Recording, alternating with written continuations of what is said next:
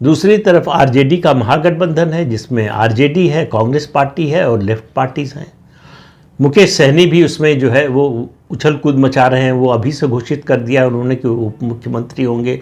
मुख्यमंत्री तय करने को कांग्रेस तैयार नहीं है और मुकेश सहनी कह रहे हैं उप मुख्यमंत्री तो हम ही बनेंगे।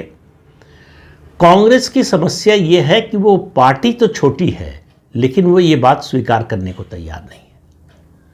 तो जब आदमी अपनी हैसियत के मुताबिक सोचने और व्यवहार करने को तैयार नहीं होता है तो समस्याएं पैदा होती हैं। इसलिए महागठबंधन में समस्या है। तेजस्वी यादव खुद को मुख्यमंत्री अपने आप ही घोषित कर रहे हैं, उनके साथी दल नहीं कर रहे हैं। लेकिन इसमें कोई शक नहीं है कि महागठबंधन की सबसे बड़ी पार्टी, सबसे प्रभावी पार्टी, सबसे बड़े जनाधार वाली पार्टी राष्ट्रीय जनता दल है। राष्ट्रीय जनता दल में समस्या तेजस्वी के सामने है उनका परिवार।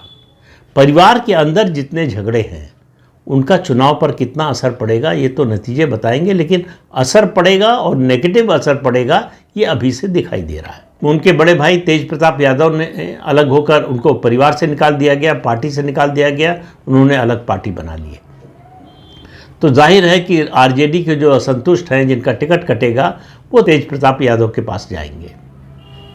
लेकिन ये इस तरह की चीज़ें तो हर चुनाव में होती है। असंतुष्ट जो है दूसरे खेमे में जाते हैं, जिनका टिकट कटता है वो दूसरे खेमे में जाते हैं, कुछ नुकसान पहुंचाते हैं, कुछ नहीं नुकसान पहुंचा पाते हैं।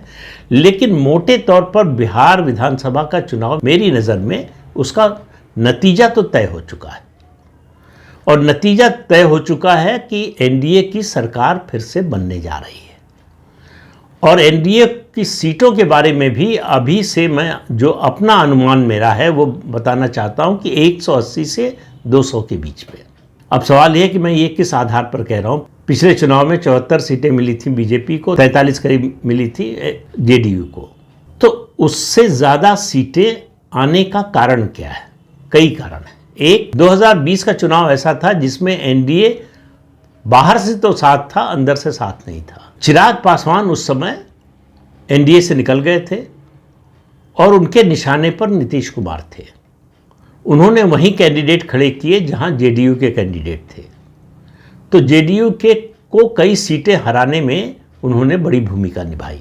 वो कोई सीट जिता नहीं पाए, उनकी पार्टी से सिर्फ एक विधायक जीता था और वो भी बाद में जेडीयू में चला गया। लेकिन इस बार चिराग पासवान एनडीए के साथ है। दूसरी जो सबसे बड़ी बात क्या, 2-3 बड़ी बातें हैं। उनमें से एक जो बड़ी बात है, 2010 के बाद पहला ये चुनाव है जिसमें जेडीयू और बीजेपी के कार्यकर्ताओं के बीच में ऐसा सामंजस्य है